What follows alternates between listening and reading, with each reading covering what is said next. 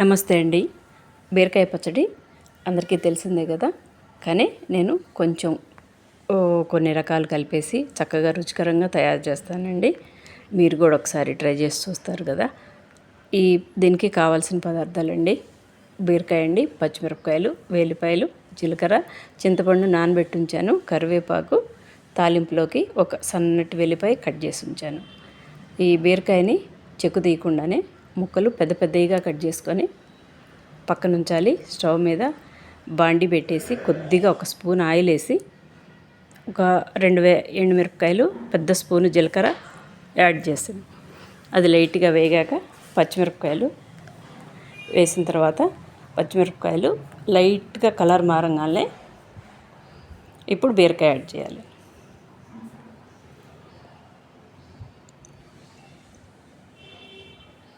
అట్లా కొద్దిగా కలర్ లైట్గా వైట్గా తెలుస్తుంది కదా. ఇప్పుడు బీరకాయ ముక్కలు యాడ్ చేసి కలపాలండి బాగా.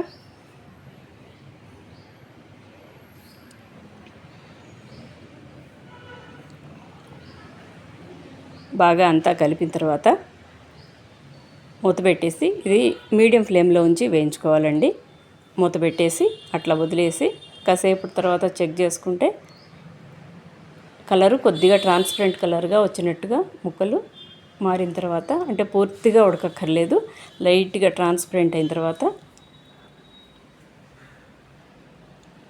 ఇట్లా ఆ కలర్లోకి వచ్చిన తర్వాత స్టవ్ కట్టేసేసి మళ్ళీ మూత పెట్టి చల్లారిందాక దాన్ని అట్లా వదిలేయాలి.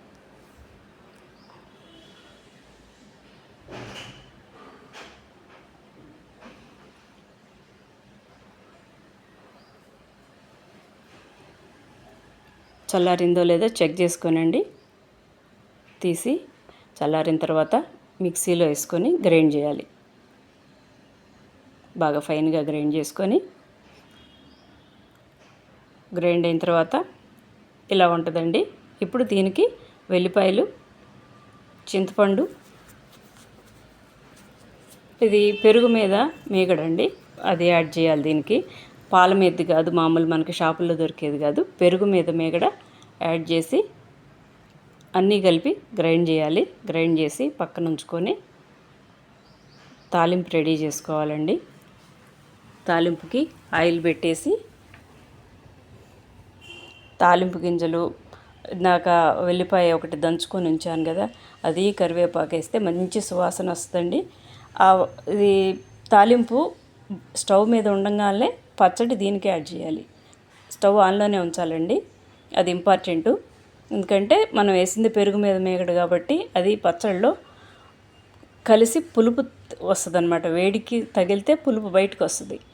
పుల్ల పుల్లగా కమ్మకమ్మగా భలే రుచిగా ఉంటుందండి. ఒకసారి ఒక్క నిమిషం అట్లా ఉంచేసి స్టవ్ కట్టేసేయాలండి, ఎక్కువసేపు ఉడకక్కర్లేదు. ఇది బౌల్లోకి తీసుకున్నాక చల్లారిన తర్వాత సన్నగా కట్ చేసిన ఉల్లిపాయలు యాడ్ చేస్తే కరకరలాడతా తినేటప్పుడు తగులుతా భలే రుచిగా ఉంటుందండి. థ్యాంక్స్ ఫర్ వాచింగ్ అండి. మీకు ఈ వీడియో నచ్చినట్టయితే లైక్ చేయండి.